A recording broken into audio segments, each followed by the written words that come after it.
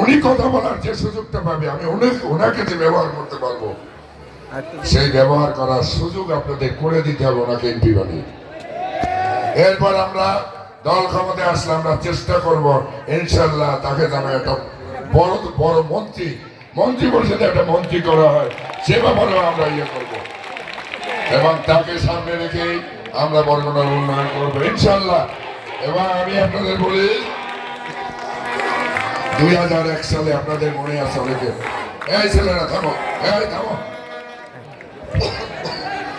2001 সালে আমার মাদার টাক বাসাবো নন্দীপাড়া এলাকায় ওয়ার্ড নাম্বার ছিল তখন 27, সেখানে কমিশনার ছিল গোলাম আলী এবং সেইখানে আমি 2001 সালে মির্জা আব্বাস সাহেবের আমন্ত্রণে, যেহেতু উনি আমার যুবদলের প্রেসিডেন্ট ছিল, আমি জেলার প্রেসিডেন্ট ছিলাম, আমি কেন্দ্রের ক্রীড়া সম্পাদক ছিলাম, তার অধীনে আমাকে এনে আমি এখানে ছিলাম। আপনারা জানেন সেইখানে আমরা উত্তরপাড়ায় জনসভা করেছিলাম। আব্বাস ভাইকে বলেছিলাম এই ঢাকায় যারা আমার লোকেরা থাকে এদের দায়িত্ব আপনার কাছে দিয়ে গেলাম, আর ভোটের দায়িত্ব আমি নিয়ে গেলাম।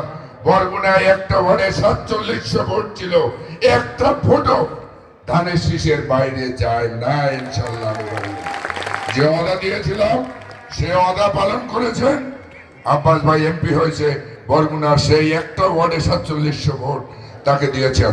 পরবর্তী সময় আমরা আব্বাস ভাইয়ের মাধ্যমে টুকটাক, আমাদের ওখানে এমপি ছিল না, তারপর আমরা অনেক কাজ করেছি ইনশাল্লাহ।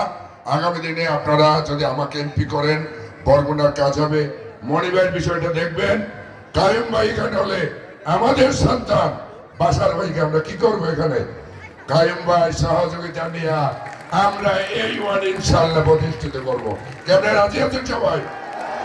কারা কারা রাজি নেই এটা জায়গা সাইডেনি মানে রাজি নেই, যাই মার্শাল্লাহ বারবানি মানে রাজি আছে।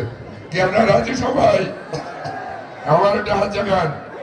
আল্লাহ এই হাতগুলি এসার নামাজের আগে যেন আল্লাহ সমস্ত হাতগুলি কবুল করে। সবাই বলে আমিন, আরো জোরে আমিন। সবাইকে ধন্যবাদ। আজকে যারা এখানে আয়োজন করেছেন, আমাকে আমাদের দাওয়াত দিয়ে সম্মানিত করেছেন, আমরা জেলা বিএনপির পক্ষ থেকে তাদের কাছে কৃতজ্ঞতা প্রকাশ করছি। পাশাপাশি কায়ুম ভাই অত্যন্ত ব্যস্ত মানুষ, অনেক ব্যস্ততার মধ্যেও সে আমাদের পাশে এসে সময় দিয়েছেন।